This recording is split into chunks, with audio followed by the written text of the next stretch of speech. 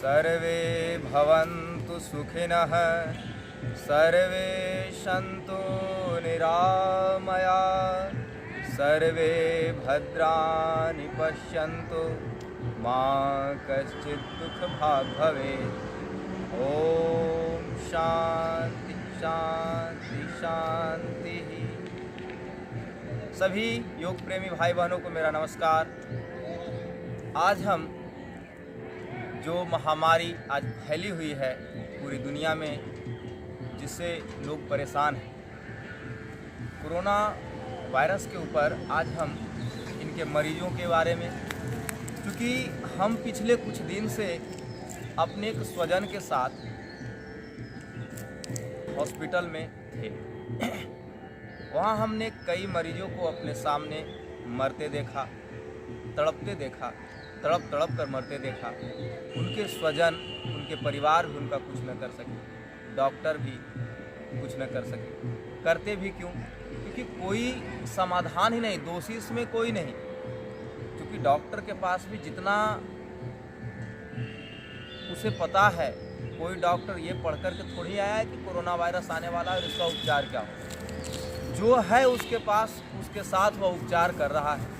ये बहुत बड़ी बात है। मैं वैसे डॉक्टरों को भी सैल्यूट करता हूँ, सलाम करता हूँ, नमस्कार करता हूँ। तो आइए आज हम सब मिलकर के कोरोना वायरस के ऊपर में किस किस अभ्यास को किया जाए जिससे हमारी इम्यूनिटी बूस्ट हो, जिससे हमारा शरीर का रोग प्रतिरक्षा तंत्र मजबूत हो, ताकि हम बाहर से आने वाले अनेक वायरस, बैक्टीरिया, विषाणुओं से लड़ सकें। क्योंकि शरीर में प्रकृति के द्वारा, परमात्मा के द्वारा वैसी बहुत सारी चीज़ हैं जो कि हमें अनेक प्रकार की बीमारियों में वह लड़ने में सहायता करती है। हमारा शरीर कभी नहीं चाहता कि हम किसी वायरस, बैक्टीरिया से रोगी बन जाएं। कि कोरोना के बारे में अभी हम 3 वीडियो डालेंगे। पहला उनके लिए जो रोगी हैं, जिनको कोरोना का काफ़ी प्रकोप है, जो कि चल फिर भी नहीं सकते, वैसे क्रिटिकल रोगी के लिए। दूसरी वीडियो कोरोना से बचाव के लिए, और तीसरी इसकी चर्चा के बारे में हम बताएंगे। क्योंकि हम विगत 20 दिनों से हम कोरोना हॉस्पिटल में थे और हमने अपने आँखों से प्रतिदिन 2-4 व्यक्तियों को मरते हुए देखा। तो हम किस प्रकार से लोग मर रहे हैं, क्यों मर रहे हैं, इसके पीछे कारण क्या है, कौन दोषी है, कौन दोषी नहीं है, हम उसमें क्या कर सकते हैं, आम लोग उसमें क्या कर सकते हैं, यह बातें हम आप लोग को बताएंगे। तो चलें आज हम प्रारंभ करते हैं। सबसे पहले 5 प्राणायाम तो सभी कोरोना मरीजों को करना चाहिए। सबसे पहले भस्त्रिका। हम पिछले हमारे कितने भी वीडियो आप देख चुके हैं, तो उसमें भी भस्त्रिका प्राणायाम, अनेक प्राणायाम के बारे में बताया गया। फिर भी हम आप लोगों को इसमें थोड़ी थोड़ी जानकारी देते हैं। सबसे पहले भस्त्रिका, आप वायु मुद्रा में सीधे बैठ जाएं, क्योंकि इसमें आपके श्वसन तंत्र को मजबूत करना है। तो श्वसन तंत्र मजबूत करने के लिए प्राण, अभी ऑक्सीजन की किल्लत इतनी आ चुकी है, ऑक्सीजन जहाँ जाओ वहीं ऑक्सीजन का मांग बढ़ रहा है, ऑक्सीजन पूर्ति नहीं हो रही। तो हम स्वयं से कैसे उसकी पूर्ति करें, यह बात हम आप लोग को बताएंगे। तो सबसे पहले भस्त्रिका प्राणायाम से प्रारंभ करते हैं। भस्त्रिका प्राणायाम, लंबी गहरी श्वास, जितना आप डीप ब्रीदिंग, जितने आपकी फेफड़े की क्षमता हो। क्योंकि जब कोरोना का मरीज बनता है तो सबसे पहले उसका फेफड़ा प्रभावित हो। मैं आंखों से देखा हूँ कि वह श्वास लेने तक में भी उसके पास शक्ति नहीं रहती। तो जितना आपसे बन पाए उतना ही करना है, ज़्यादा नहीं। तो लंबी गहरी श्वास लेने का प्रयास करना है बिल्कुल।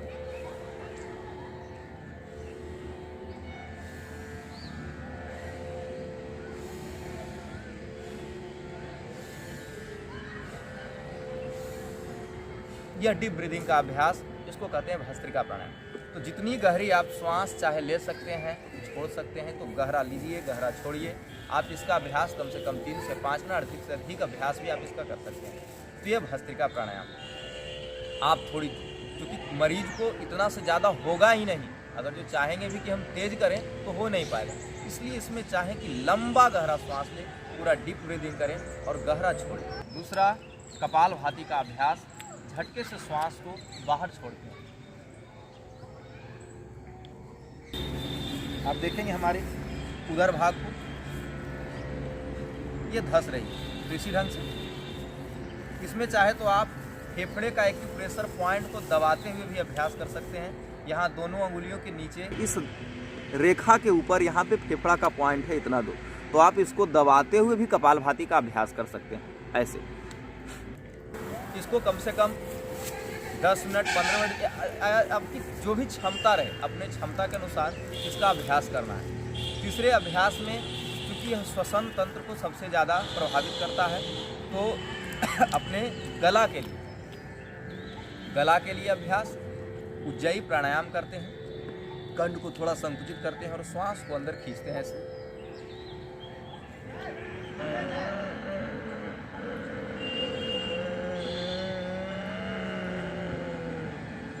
जितना फेफड़े में क्षमता हो श्वास को खींचे, यदि रोक सकते हैं तो रोके, और नहीं तो फिर दाहिने हाथ उठाकर दाहिने नाक को बंद करके बाएं से श्वास को बाहर छोड़ देते हैं। यह उज्जयी प्राणायाम, इसका अभ्यास 2 से 3 बार, और अंत में अपने हाथ को गर्म करके गले को थोड़ा सेकें। चौथा अभ्यास अनुलोम विलोम का करें। अनुलोम विलोम भी हमारे पिछले वीडियो में आप सीख सकते हैं। दाहिने हाथ को दाहिने नाक से लगाएंगे, बाएं से श्वास को खींचेंगे, फिर दाहिने से छोड़ देंगे, फिर दाहिने से खींचेंगे, बाएं से छोड़ देंगे। यह एक आवृत्ति। इसी आवृत्ति को बार बार दोहराना है। कम से कम 5, 10, 15 मिनट तक ये अभ्यास आप कर सकते हैं। आप जितनी क्षमता हो, जितनी ज़्यादा, सबसे ज़बरदस्त अभ्यास यदि ऑक्सीजन लेवल बढ़ाने में है तो अनुलोम विलोम प्राणायाम, क्योंकि स्थिरता से भी आप करते हैं और डीप ब्रीदिंग करते हैं, श्वास पर बैलेंस भी होता है। तो आप जितना गहरा श्वास इसमें आप खींचे, बिल्कुल लंबी गहरी श्वास, और पूरा लंबा गहरा श्वास छोड़ें।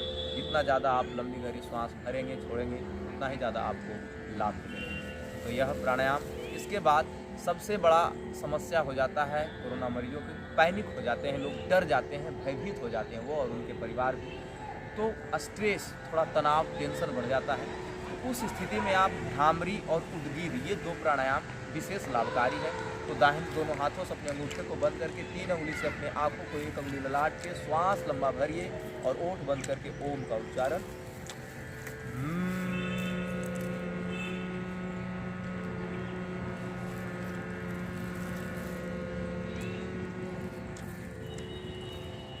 यह अभ्यास। इसके बाद 4 से 5 या 10 बार करने के बाद फिर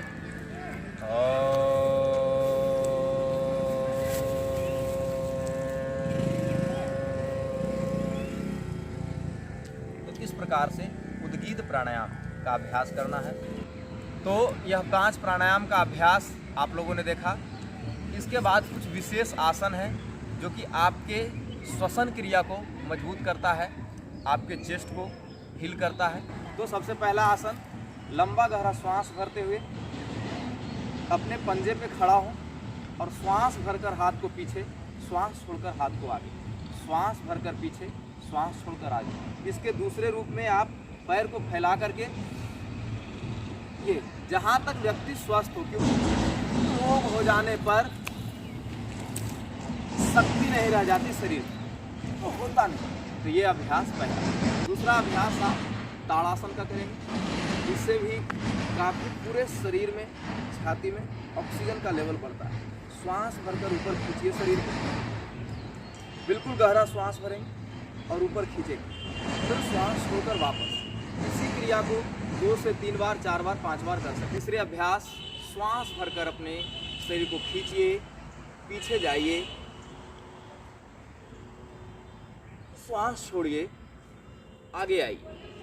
जहाँ तक झुक सकते हैं, कमर में यदि दर्द है तो नहीं झुकना है, नहीं दर्द है तो आगे झुक सकते हैं। अगर जो रोगी हैं तो इतना से ज़्यादा तो झुक नहीं पाएंगे, नाक तो घुटने में सटेगा ही नहीं। तो जहाँ तक जा सकते हैं उतना तक पीछे और श्वास छोड़कर आगे। ध्यान रहे, जब हम पीछे जाएंगे तो श्वास को भरेंगे और जब आगे आएंगे तो श्वास को छोड़ेंगे। तो यह अभ्यास आप 2 से 3 बार कर सकते हैं। तीसरे अभ्यास, पर्वत आसन का अभ्यास, जिससे कि आपका पूरा ब्लड आपके माइंड में जाता है और ऑक्सीजन का लेवल बढ़ाता है। तो दोनों हाथ को बगल में रख करके दोनों पैर पीछे, और ये अभ्यास ऐसे। यहाँ आप नाभि को देख सकते हैं। इस स्थिति में रहने से ब्लड, रक्त का अधिक से अधिक भाग आपके मस्तिष्क में जाकर मस्तिष्क में ऑक्सीजन का लेवल को बढ़ाता है। पर्वत आसन के बाद एक मार्जारी आसन कर सकते हैं। इस स्थिति में रहने के बाद श्वास भरकर ऊपर और श्वास छोड़कर नीचे नाभि को देखें ऐसे। तो ये छाती और पीछे का स्पाइन दोनों को हिल करता है, तो शरीर में इम्यूनिटी बढ़ेगी, आपका ऑक्सीजन लेवल बढ़ेगा। श्वास छोड़कर नाभि को देखेंगे, श्वास भरकर ऊपर, श्वास छोड़कर नाभि को, श्वास भरकर ऊपर। तो इस प्रकार से यह अभ्यास मार्जारी आसन के बाद अगला अभ्यास भुजंगासन। भुजंगासन हम पहले आप लोग को पिछले वीडियो में सिखा चुके हैं। इसमें एक बार आप लोग को दिखाते हैं। दोनों हाथ अपने छाती के बगल में, श्वास भरकर दोनों पंजा खिंचा हुआ, श्वास भरकर उठेंगे ऊपर, नाभि तक उठेंगे और इसमें पूरा चेस्ट खुलता है, पूरा आपका फेफड़ा, हृदय सब मजबूत होगा। श्वास छोड़कर वापस। ये भुजंग आसन का पहला अभ्यास। दूसरे अभ्यास में हाथ को यहाँ रख करके श्वास भर के ऊपर, बिल्कुल ऊपर तक उठेंगे, दृष्टि आसमान की ओर। श्वास जब तक आप अंदर रोक सकते हैं रोक कर रहेंगे, श्वास छोड़ने की इच्छा हो तो धीरे धीरे वापस। यह भुजंगासन का अभ्यास। अगले अभ्यास में भुजंगासन के बाद उष्ट्रासन का अभ्यास। तो आप पैर की स्थिति को ऐसे भी रखें और नहीं तो इस स्थिति में रह सकते हैं, तो यह दर्द नहीं देगा। अब अगले अभ्यास में आप अगर जो रोगी है तो यहाँ पर हाथ रखें और शरीर को धीरे से ऊपर खींचने का प्रयास करें ऐसे, जहाँ तक खींच सकते हैं ऐसे खींचेंगे। और यदि शरीर में थोड़ा सामर्थ्य है तो श्वास भर कर के पीछे 1 और 2 और ऊपर देखिए, जहाँ तक आप देख सकते हैं ये। इससे भी आपके फेफड़े में पूरा ऑक्सीजन का लेवल बढ़ेगा, छाती में पूरे वायु जाएगी। दूसरा अभ्यास में, अगले अभ्यास में आप अर्धचंद्रासन का अभ्यास कर सकते हैं। दोनों हाथ बगल में, श्वास भरेंगे, पूरा गहरा श्वास भर करके अंदर रोक करके पीछे झुकेंगे, जहाँ तक आप झुक सकते हैं झुकेंगे, फिर वापस आएंगे। ये अभ्यास हाथ चेंज करके फिर दूसरे तरफ से एक बार और 2 से 4 बार सारे अभ्यास को करना है। आप अपने सामर्थ्य के अनुसार स्थिर सुखमासनम, जहाँ तक आपको स्थिरता मिले वहाँ तक आपको आसन करना है। इसके बाद यहाँ बैठ जाएंगे। बैठने के बाद अभी पीछे झुकने वाला एक अभ्यास किए थे, अब आगे झुकने वाले एक अभ्यास को कर लेंगे, तो शरीर संतुलित अवस्था में आ जाती। श्वास भर करके पूरे शरीर को खींचेंगे ऊपर और श्वास छोड़ करके बिल्कुल आगे, दृष्टि सामने और सामने की ओर देखेंगे, जहाँ तक जा सकते हैं बिल्कुल सीधा। इस स्थिति में फिर श्वास भर करके ऊपर और ये वापस। अगले अभ्यास में आप साष्टांग आसन, ऑक्सीजन लेवल बढ़ाने के लिए सबसे ज़बरदस्त ये 2 अभ्यास। एक अभ्यास ये साष्टांग आसन, जो सूर्य नमस्कार की स्थिति में घुटना, छाती और मस्तिष्क इस स्थिति में ऐसे। इस स्थिति में आप बनने से बिल्कुल छाती को हीलिंग मिलती है।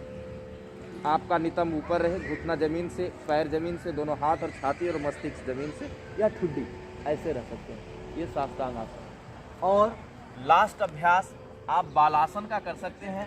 ये रोगी के लिए ज़बरदस्त, इसमें बिल्कुल आराम मिलता है। दोनों हाथ को बगल में, हाथ ऐसे और पैर बिल्कुल, ये ध्यान रहे बिल्कुल ये 90 डिग्री ऐसे, और ये यहाँ से इधर भी 90 डिग्री, ये इधर और बिल्कुल सामान्य स्थिति में ऐसे थोड़ी देर आराम करेंगे। पहले इधर से फिर दूसरे तरफ से भी इसको बारी बारी से कर सकते हैं। तो ये आपको हम 12 प्रकार के आसन बताए हैं। इन 12 आसनों को करने से विशेष लाभ मिलता है। तो मित्रों, आप सभी ने प्राणायाम और आसन देखा। अब हम कुछ दवाओं के बारे में, कुछ उपचार के बारे में, कुछ खान पान के बारे में हम चर्चा कर लेते हैं। तो आप जैसा कि जानते हैं, इसके लिए आप अनार, गाजर, सेब, संतरा इत्यादि फलों का सेवन कर सकते हैं। यह बहुत ही लाभकारी फल है। अनार, गाजर, सेब, संतरा, ये इन प्रकार के फलों को आप खा सकते हैं। काढ़ा के लिए आप जैसा कि साल भर से क्योंकि पूज्य गुरुदेव स्वामी जी भी को बता रहे हैं, तो अदरक, तुलसी, गिलोय, काली मिर्च और लौंग, दालचीनी, इन 5-6 प्रकार के वस्तुओं को आप प्रयोग कर सकते हैं। क्योंकि अभी गर्मी का समय बढ़ गया है तो काली मिर्च और लौंग थोड़ा सा कम कर देंगे, 4 से 5 ही डालेंगे और बाकी गिलोय इत्यादि को बढ़ा सकते हैं। तो ये काढ़ा की बात हो गई। अगला, आपको कौन सा दवा प्रयोग करें, क्योंकि हम आप लोगों को पहले ही बताए हैं कि विगत कुछ दिनों से हम कोरोना पेशेंट के साथ अपने एक स्वजन के साथ थे और कोरोना ट्रीटमेंट जहां अस्पताल में चलता था वहीं पर हम थे।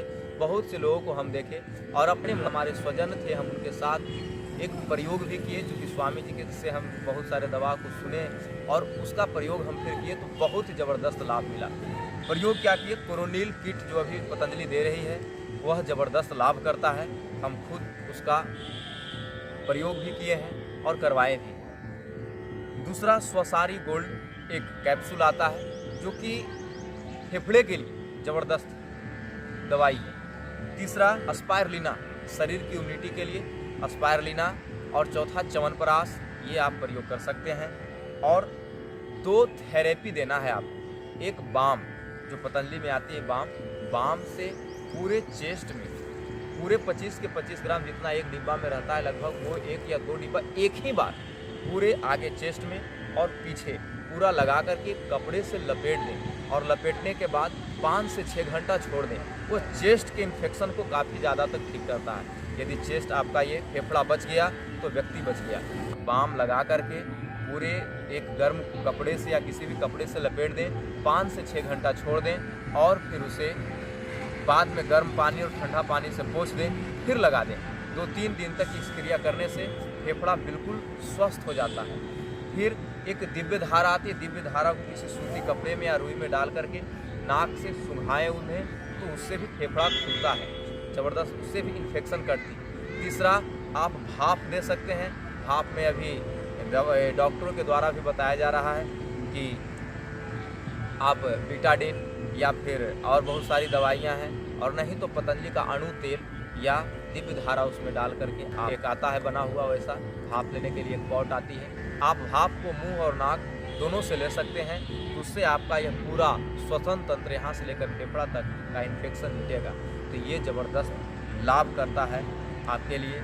साथ में कोरोना मरीज के साथ अलग अलग प्रकार के डिजीज, अलग अलग प्रकार के सिम्टम देखने को मिलते हैं। किसी का पेट खराब, किसी का हार्ट, तो उसके साथ जो उसके उपचार हैं, क्योंकि कोरोना का इतना क्रिटिकल डिजीज है कि इसके जो भी एलोपैथिक दवाइयाँ चलती है उसके बाद पेट खराब, लीवर खराब, ये सब होना आम बात है। तो उससे घबराएं नहीं।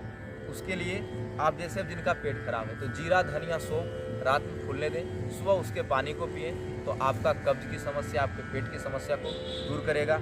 आप जिसका हृदय में कुछ समस्या है, ब्लड प्रेशर बढ़ रहा है, तो लौकी का जूस का सेवन कर सकते हैं। अगर जो ठंडा लौकी का जूस कर रही है तो उसमें थोड़ा तुलसी का रस या अदरक का रस डाल करके आप सेवन कर सकते हैं। कि एलोपैथ, आयुर्वेद और जितने भी प्रकार के, हम किसी का विरोध नहीं करते, सबका सहयोग लेना हमारा काम है। आप एलोपैथ भी चलाएं या योग भी चलाएं, आयुर्वेद भी चलाएं, काढ़ा इत्यादि का भी प्रयोग करें।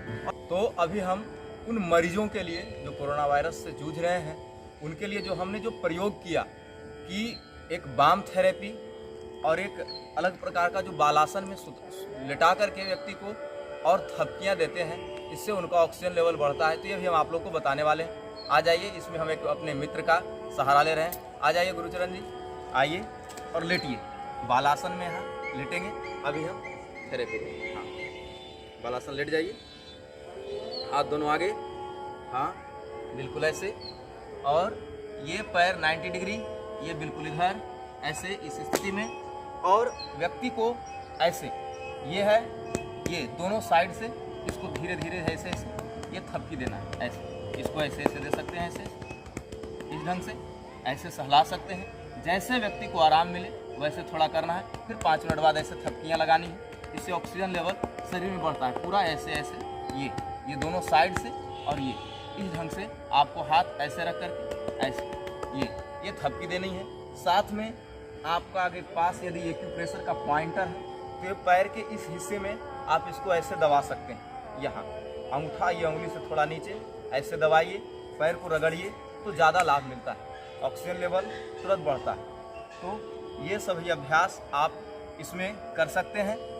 थेरेपी देना, बाम थेरेपी के लिए आप चेस्ट में और पीठ में पूरा बाम लगाएं, साथ में आप एक मोटा कपड़ा से उसे लपेट करके 4 से 5 घंटे तक छोड़ दें, बाद में गर्म ठंडा पानी से उसे पोंछ दें। तो चेस्ट का इन्फेक्शन बहुत हद तक, अगर जो 2 से 3 दिन किए तो बहुत ज़बरदस्त, जितना जल्दी दवा असर नहीं करता उतना जल्दी ये थेरेपी असर करती है। तो इतना हमने लाभ अपनी आँखों से देखा है। तो मित्रों, आप लोगों ने अभी प्राणायाम, आसन, एक्यूप्रेशर, नेचुरोपैथ से बहुत सारे उपचार, कैसे भाप लेना है, कैसे बाम थेरेपी करना है, कैसे उसे पीट करके छाती पर के अगल बगल साइड में पीठ पर कैसे उनके ऑक्सीजन का लेवल बढ़ाना, ये सब आपने देखा। हमें विश्वास है कि आप यदि इन सभी अभ्यास को करेंगे तो निश्चित ही कोरोना के मरीज बच सकते हैं। कि इसमें अंत में हम 2 बात जोड़ना चाहते हैं कि मरीज वही बच सकता है यदि आपको टेंशन न हो। तो सबसे बड़ी बात, आप पैनिक न हो, पैनिक होना बंद करें और हमेशा अपने अंदर सकारात्मकता को बरकरार रखें। सकारात्मक बातें हमेशा सुने इसके बारे में। कोरोना कुछ नहीं है। यदि कोरोना का मरीज, कोरोना का परिवार और डॉक्टर तीनों दिलेर है तो कितना भी क्रिटिकल से क्रिटिकल कोरोना मरीज हो वो बच सकता है। आज वही मरीज मर रहे हैं जिनकी सेवा अच्छे से नहीं हो पा रही है, क्योंकि अब ये ऐसा समय ही आ गया है कि डरना आम बात है। मैंने तो हॉस्पिटल में वैसे व्यक्तियों को देखा कि अपने बाप, अपने माँ, अपने गार्जियन से बच्चा डर रहा है, उसके बेटे नहीं जा रहे हैं उसकी सेवा के लिए। मैंने वैसे लोगों को देखा है। मैंने वैसे मरीजों को देखा है कि बाप मर गया पर बेटा उसकी मतलब मरे हुए सबको ले जाने के लिए कतरा रहा है कोरोना के भय के कारण। तो वैसे मरीजों को भी हमने देखा है। तो डरिए नहीं, हाँ अपनी सेफ्टी रखिए, मास्क, सैनिटाइजर जैसे जो सरकारी निर्देश आते हैं उसका पालन करें, लेकिन अपने अंदर से उस इम्यूनिटी को बरकरार रखें, सदा सकारात्मक रहें और दिलेर थोड़ा बने। यह समय डरने का नहीं है, लड़ने का। ओम नमस्कार, धन्यवाद। मेरी अगली वीडियो देखना नहीं भूलें। कोरोना पर मैं 3 वीडियो डालूंगा, तीनों जरूर देखें। मेरा आपसे यह निवेदन है, क्योंकि मैं आगे वाले वीडियो में जरूर कुछ विशेष डालने वाला हूँ।